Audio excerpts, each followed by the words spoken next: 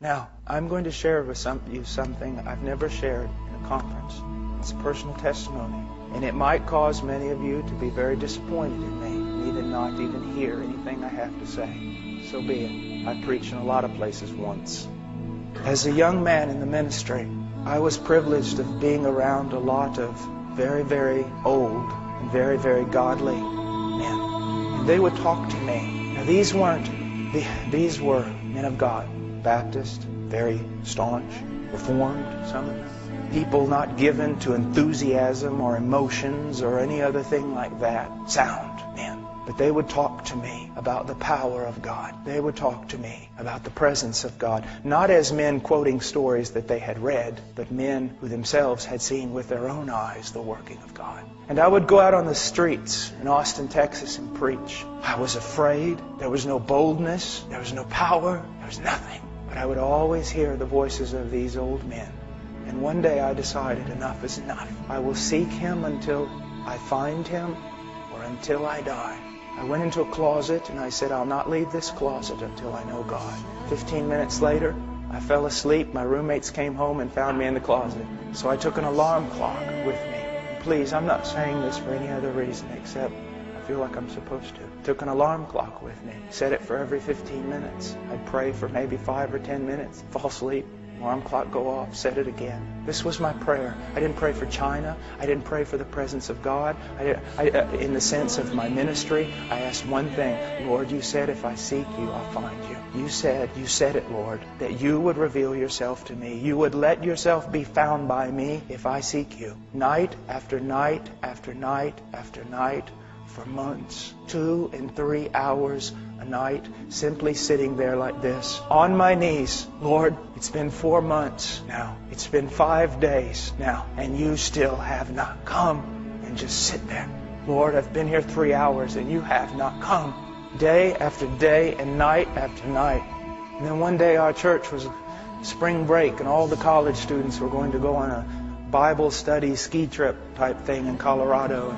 And I felt like the Lord wanted me just to go out into West Texas to the hill country, pretty barren. And I walked on top of those hills for 3 days like a wild man. If you would have seen me, you would have thrown me in an asylum. I was picking up rocks and I was throwing them, literally, physically throwing them at the sky. I was screaming. I was saying, God, I must know you. You must come. You must. I can't live like this anymore. I can't live just reading books. I can't live just reading about revivals and about people who knew somebody who knew somebody who knew somebody who knew you. And nothing happened. I went home. Another several weeks passed. And one night, He came. I just said, oh, Father, I can't. Please come. And He came. I was thrown down on the ground. I don't know how long in a fetal position, covering my head, thinking, God's come to kill me. The presence of God, in a way that in 1 second, more of my sin and my need and His glory and power was revealed. And then all of a sudden, every bit of fear was taken away. And I was filled with such joy. And my mouth shot open. Now don't be afraid. Verse after verse from Psalms and from everywhere else. Passages I had read just started coming forth. Praises unto Him, the Word of God. Such joy. And I can tell you, it has been 20 years. The presence of Christ is more real to me in this room than any one of you.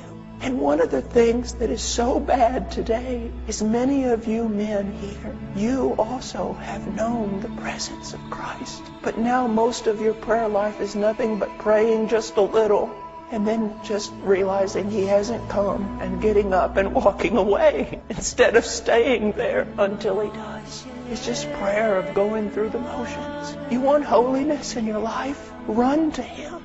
And stay there. Stay there. My little boy, whenever I'm putting my shoes on and he realizes my bags are packed, he goes, Daddy, stay with Ian? Daddy, stay with Ian? Or Ian, go with Daddy?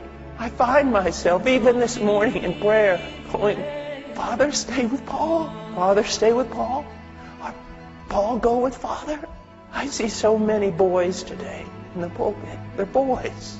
Because as those old men told me, the mark of a man of God is God upon the man. And I don't want to sound, I don't want to sound arrogant. I don't want to sound anything else. I just want to say this, that we have the desperate need to be men marked by the presence of God.